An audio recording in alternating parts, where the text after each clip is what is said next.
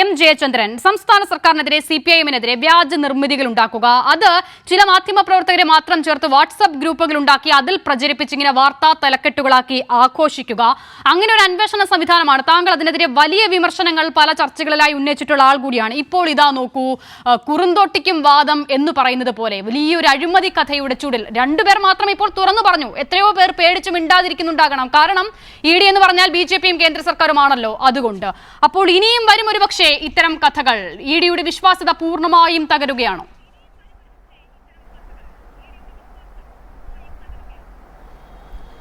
ED-യുടെ വിശ്വാസ്യത അങ്ങനെ ഒന്ന് ഇല്ല എന്നുള്ളത് എത്രയോ കാലം മുമ്പ് തന്നെ ജനമനസ്സിൽ സ്ഥാപിക്കപ്പെട്ട കാര്യമാണ് അസിത.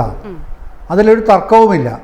പിന്നെ ഇന്ത്യയിലെ ഏതാണ്ട് എല്ലാ സംസ്ഥാനങ്ങളിലും ഈ ED-ക്കെതിരെ, ED-യുടെ ഈ ജനവിരുദ്ധമായ നിലപാടുകൾക്കും നടപടികൾക്കുമെതിരെ, ഇത്തരത്തിലുള്ള തിന്മകൾക്കെതിരെ ഒക്കെ ഒരുപാട് സംസ്ഥാനങ്ങൾ, ഇപ്പോൾ നമ്മൾ ചർച്ച ചെയ്യുന്ന കേരളവുമായി ബന്ധപ്പെട്ട കാര്യമാണെങ്കിൽ മുൻപ് തൊട്ടടുത്ത് കിടക്കുന്ന തമിഴ്നാട്, അപ്പുറത്തുള്ള തെലുങ്കാന, അതിൻ്റെ അപ്പുറത്ത് ബംഗാൾ, പിന്നെ മഹാരാഷ്ട്ര, ഡൽഹി, മധ്യപ്രദേശ്, ജാർഖണ്ഡ്, ഇങ്ങനെ നിരവധി സംസ്ഥാനങ്ങളിൽ ED-യുമായി ബന്ധപ്പെട്ട, പിന്നെ താങ്കൾ തന്നെ സൂചിപ്പിച്ചല്ലോ തുടക്കത്തിൽ നിരവധി ഉദ്യോഗസ്ഥന്മാരുടെ പേരുകളടക്കം, ആ പ്രശ്നങ്ങളെല്ലാം നിലനിൽക്കുന്നത് ഇത്തരത്തിലുള്ള തിന്മകൾ ഈ ഉദ്യോഗസ്ഥരെ കൊണ്ട് നടപ്പാക്കിക്കുകയാണ് എന്നുള്ളതിൻ്റെ പേരിൽ തന്നെയാണ്. അത് ആരാണ് നടപ്പാക്കിക്കുന്നത്?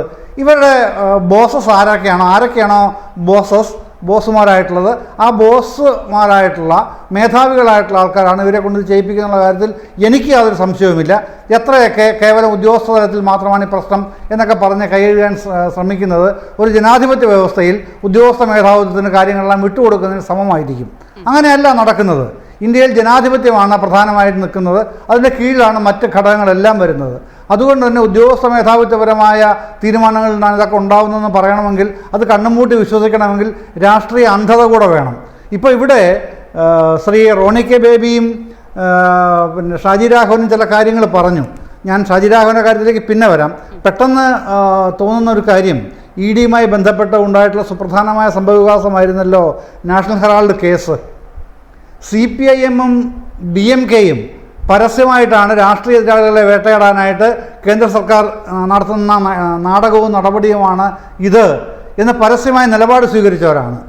അങ്ങനെയാണ് ആ കേസ് ഇപ്പോൾ പിന്നെ വിവിധ ഇപ്പോൾ റൗസ് അവന്യൂ കോടതിയിലാണ് ഡൽഹിയിൽ നിൽക്കുന്നത്. അതിരിക്കട്ടെ, ഞാൻ അതിൻ്റെ വിശദാംശങ്ങളിലേക്ക് പോകുന്നില്ല. പക്ഷേ അപ്പോഴും ഇവിടെ എന്തെങ്കിലും ചെയ്താൽ അത് സർക്കാരിനെതിരെയാണെങ്കിൽ, പിണറായി വിജയനെതിരെയാണെങ്കിൽ, CPIM-നെതിരെയാണെങ്കിൽ, അല്ലെങ്കിൽ അതുമായി ബന്ധപ്പെട്ട ഇടതുപക്ഷവുമായി ബന്ധപ്പെട്ട ആൾക്കാർക്കെതിരെയാണെങ്കിൽ ഓക്കെ ആ ഒരു നിലപാടിലേക്ക് ഇപ്പോഴും അവിടുന്ന് മാറാനായിട്ട് എന്തുകൊണ്ടാണ് കോൺഗ്രസ് പ്രതിനിധിയായി ചർച്ചയിൽ പങ്കെടുക്കുന്ന ശ്രീ റോണി കെ ബേബിക്ക് കഴിയാത്തത് എന്നത് ആശ്ചര്യപ്പെടുക മാത്രമേ മാർഗമുള്ളൂ. കാരണം എല്ലാ വസ്തുതകളും നമ്മുടെ മുമ്പിൽ നിൽക്കുകയാണ്. ഇത്രയും പണം വാങ്ങിച്ചെടുത്തിട്ട് ഈ പണം വാങ്ങിച്ചെടുക്കുക മാത്രമാണോ ചെയ്തത്?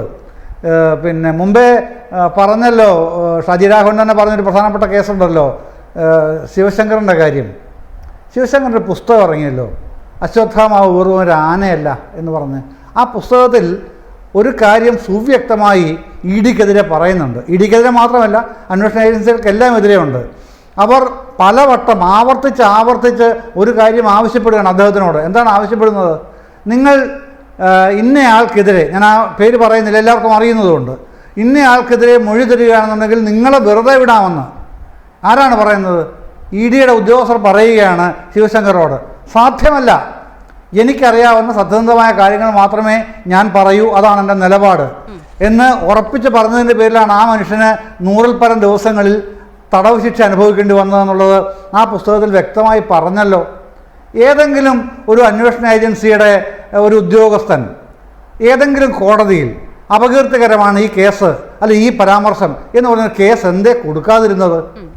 എന്തേ പിന്നെ പിണറായി വിജയനെയും CPIM-നെയും പിന്നെ നഖം തൊട്ട് തലമുടി വരെ നിരന്തരം എതിർത്തുകൊണ്ടിരിക്കുന്ന BJP-യും അവർക്ക് പിന്നെ കൈകൊട്ടി കൊടുക്കുന്ന കോൺഗ്രസും UDF-ഉം എന്തുകൊണ്ട് പറഞ്ഞില്ല?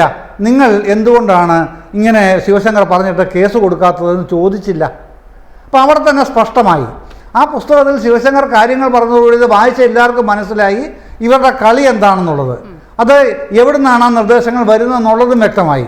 മറ്റൊരു സംഗതിയാണല്ലോ കരുവന്നൂരിൽ കണ്ടത് മാധ്യമപ്രവർത്തകരുടെ വാട്സപ്പ് ഗ്രൂപ്പ് ഉണ്ടാക്കുക, അതിൽ കൈരളിയെയും ദേശാഭിമാനിയെയും ജനയുഗത്തിനെയും മാത്രം ഒഴിച്ചു നിർത്തുക, എന്നിട്ട് ബാക്കിയുള്ളവർക്ക് വാർത്ത ഫീഡ് ചെയ്ത് കൊടുക്കുക. ആ വാർത്ത ഇന്ന് വാർത്ത ഫീഡ് ചെയ്താൽ ചാനലുകൾ ചർച്ച ചെയ്യും, നാളെ ആ വാർത്ത പിന്നെ പ്രിന്റ് മീഡിയ ദിനപത്രങ്ങളിലേക്ക് വരും. അങ്ങനെ എത്ര കാലമിട്ട് ഓടിച്ചു. എന്നിട്ട് എന്തായി? എന്നിട്ട് എവിടെയെങ്കിലും ആ കേസ് നിന്നോ? എന്തെങ്കിലും സംഭവിച്ചോ? ഒന്നുമില്ലല്ലോ. കൊലകൊല കേസിൻ്റെ കാര്യം പറയേണ്ട കാര്യമില്ല. ആദ്യം പിന്നെ നിസ്സാര തുകയായിരുന്നല്ലോ. കഴിഞ്ഞ വർഷം ഏപ്രിൽ 3 നടന്ന 2021 ഏപ്രിൽ 3 നടന്ന സംഭവത്തിൽ ഏപ്രിൽ 6 പിന്നെ നിയമസഭാ തെരഞ്ഞെടുപ്പ്. അത് കഴിഞ്ഞ് ഏപ്രിൽ 7 പരാതി കൊടുക്കുന്നത്. എത്ര രൂപയ്ക്ക്? 25 ലക്ഷം രൂപ കാണാൻ പോയി. 25 ലക്ഷം പിന്നെ 3 കോടിയായി, 3 കോടി പിന്നെ 9 കോടിയായി, 9 കോടി പിന്നെ 40 കോടിയായി, 40 കോടി പിന്നെ 41.5 കോടിയായി. ആയില്ലേ? ഒടുവിൽ വന്നപ്പോഴോ തെളിവില്ലാതെ നമ്മൾ ഇ ഡി പിന്നെ റിപ്പോർട്ടും കൊടുത്തു. ഇത്ര മഹത്തരമായ സേവനങ്ങൾ നടത്തുന്ന ഒന്നാന്തരം ഏജൻസിയാണ് ഇ ഡി. തീർച്ചയായും ഞാൻ അവിടെ ഒന്ന് ഇടപെടുന്നു.